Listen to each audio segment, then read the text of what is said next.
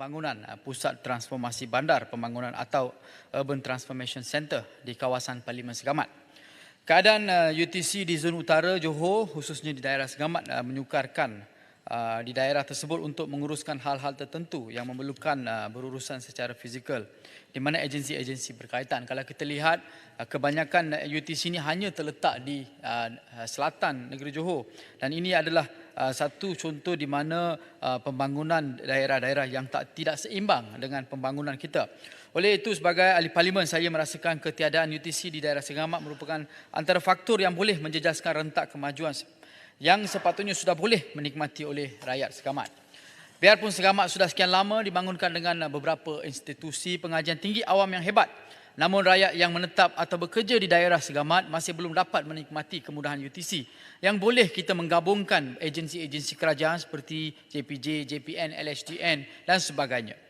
Untuk pengetahuan Yang Berhormat Menteri, Majlis Bandaraya Segamat, Pelan Malaysia Johor serta beberapa agensi kerajaan yang lain telah melaksanakan kajian rancangan khas yang menumpukan agenda pembangunan semula Bandar Segamat.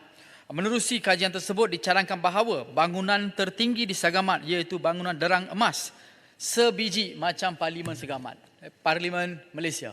Oleh itu, kita mencadangkan supaya kementerian bolehlah mengambil tindakan ataupun memberi perhatian supaya kita boleh membina UTC bagi zon utara.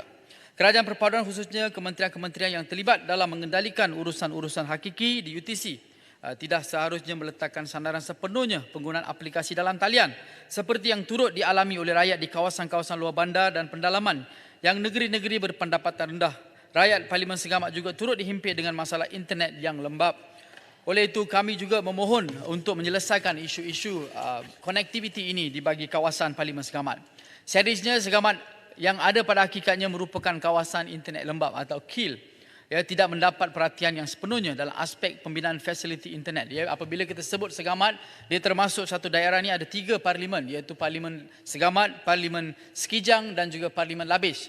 Dan Parlimen Segamat adalah di utara dalam daerah ini yang sangat mendalam, kawasan-kawasan yang perlukan perhatian. Saya secara peribadi menyambut baik agenda pendigitalan perkhidmatan sebagai langkah untuk merapatkan rakyat dengan rangkaian perkhidmatan awam secara efisien. Ia berupaya memperkasakan idea pelaksanaan Pusat Digital Keluarga Malaysia yang dicetus dalam pembentangan RMK ke-12 yang mempunyai objektif untuk memudahkan rakyat luar bandar untuk berurusan dengan sesebuah agensi kerajaan secara digital. Namun begitu, mutu perkhidmatan juga harus dipertingkatkan. Pelaksanaan kajian separuh penggal RMK ke-12 yang kita bahaskan seharusnya dijadikan sebagai refleksi atau muhasabah kepada Kerajaan Malaysia Madani untuk meneliti semula serta mempertimbangkan dengan serius pembinaan UTC di daerah Segamat serta kawasan-kawasan berdekatan dengan Segamat. Persoalan besar yang harus dijawab pada hari ini adalah bagaimanakah Segamat boleh terdiri daripada sebuah wilayah ekonomi pantai timur ECER yang mampan dalam keadaan rakyatnya sendiri tidak disediakan dengan kemudahan-kemudahan asas seperti UTC.